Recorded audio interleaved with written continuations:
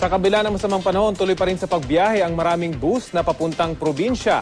May ulat on the spot si Maki Pulido. Maki?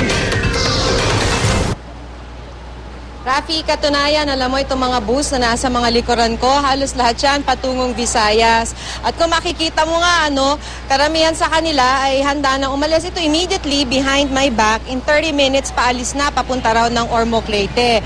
Ito nga, katulad ng sinabi mo, kahit na maaaring ma-stranded sa pier ng Matnog, Sorsogon, bumabiyahe pa rin yung mga bus patungong Visayas.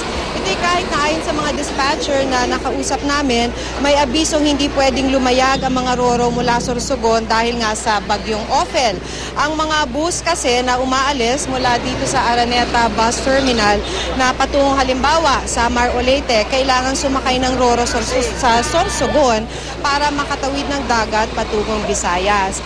Ang isang nakausap naming dispatcher, sinabing alam naman nilang magiging stranded yung mga pasahero nila sa Matnog dahil bawal pangang lumayag ang mga roro, pero umaasa silang ilang oras lang daw sila sana stranded hanggang makaalis na nga yung bagyong Ophel mula sa Philippine Area of Responsibility.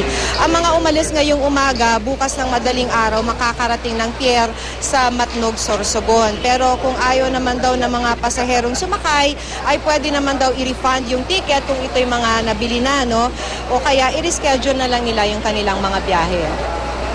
Kasi lalo naman yata yung ferryboat. Kaya lang yung iba nga, may mga nakareserve nga kami, kung gusto lang nilang pumiyahe. Kung gusto lang. Kung hindi naman namin pinipilit. Ina-advise naman namin na sa Matnog, stranded. Bakit? Ba't nyo pinipilit pa? Bakit hindi na lang di mula dito patigil muna yung biyahe kaya sa mas stranded sa pier?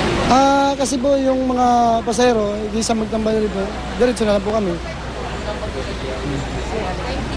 Siyempre, Rafi, nakausap din natin yung ilang mga pasahero, Tapos sinasabi nila na, alam nga nila na medyo malaki yung posibilidad na ma-stranded sila sa Matnog Pier. Pero pinili raw nilang ituloy yung biyahe nila at saka doon na lang daw sana sila maghintay mula sa pier ng Matnog. Hanggang bigla na lang, hihintay na nila doon hanggang payagan na nga lumayag yung mga roro. Malapit-lapit na raw kasi kung sa Matnog sila maghihintay, at least makakasagay agad ng roro sa oras na wala na nga yung bagyo. Ang mahalaga raw para dun sa mga nakausap nating mga pasahero ay kung delikado pa yung dagat ay talagang hindi pa sasakayin yung mga bus ng roro. Yun nga lang, dagdag gastos lang para sa mga pasahero dahil sa kanilang mga kakanin at saka yung mga iba pang gastusin habang sila stranded sa pier. Rafi? Maki, nabanggit mo dagdag gastos sa mga pasahero to pagdating nila sa Matnog. Meron bang tulong na may papahatid din mga bus companies na regular na kumukuha dito sa mga pasaherong ito?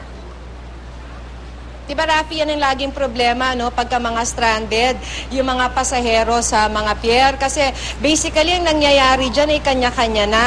Dahil hindi naman sila talaga nabibigyan ng dagdag tulong nung halimbawa ng mga bus lines ng kanilang sinakyan. At basically, mga pasahero, based na rin from previous experiences, ay umaasa na lamang sa kung anong may tutulong halimbawa na may aabot ng mga lokal na pamahalaan, lalo na kung medyo matagal-tagal na silang stranded.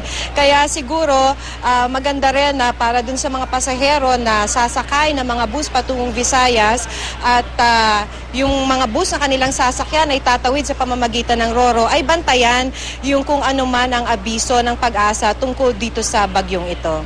At sana, Maki, magbaon na sila ngayon pa lang. Maraming salamat, Maki Pulido.